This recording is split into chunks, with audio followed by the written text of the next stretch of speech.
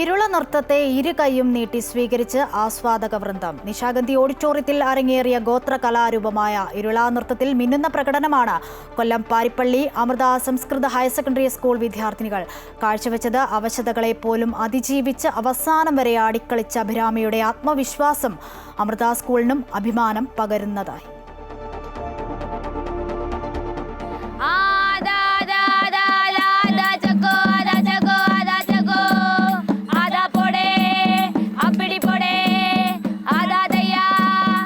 സംസ്ഥാന കലോത്സവ വേദിയിൽ ആദ്യമായി എത്തുന്ന ഗോത്ര കലാരൂപമായ ഇരുള നൃത്തത്തിന് ചുവടുവച്ച് പാരിപ്പള്ളി അമൃത സംസ്കൃത ഹയർ സെക്കൻഡറി സ്കൂളിലെ വിദ്യാർത്ഥികൾ ആസ്വാദകരുടെ ശ്രദ്ധ പിടിച്ചുപറ്റി.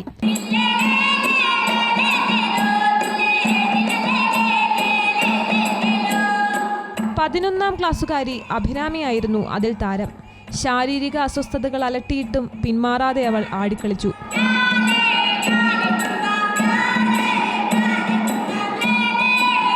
നൃത്തത്തിന്റെ അവസാന ചുവടിനൊടുവിൽ തിരശീല വീഴും മുൻപേ തളർന്നു വീണെങ്കിലും ഒരു ചുവട് പോലും തെറ്റാതെ കളിച്ചതിന്റെ സന്തോഷം വയ്യായ്മയിലും അവളെ സന്തോഷവതിയാക്കി.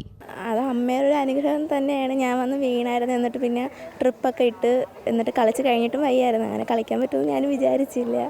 അഭിരാമിയിലെ ആത്മാർത്ഥതയിൽ അധ്യാപകർക്കും ചരിതാർത്ഥ്യം.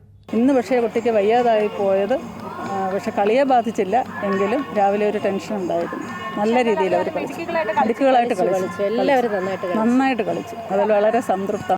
അട്ടപ്പാടി ഇരുള വിഭാഗത്തിലെ തന്നെ വഞ്ചി, മോഹന എന്നിവരാണ് പാരിപ്പള്ളി അമൃത സ്കൂളിലെ വിദ്യാർത്ഥികളെ ഇരുള നൃത്തം അഭ്യസിപ്പിച്ചത്. മുൻകൂട്ടി നമ്മൾ പറയാൻ കഴിയാത്ത ഒരു അവസരങ്ങളാണ് നമുക്കിപ്പോൾ കിട്ടിക്കൊണ്ടിരിക്കുന്നത്.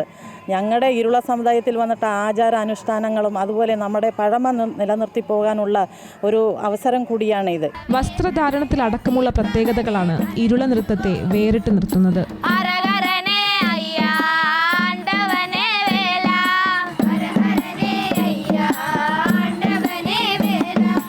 ആത്മസമർപ്പണത്തിന്റെ അനേകം ഉദാത്ത മാതൃകകൾ നമുക്ക് ഓരോ കലോത്സവ വേദികളിലും കാണാൻ സാധിക്കും.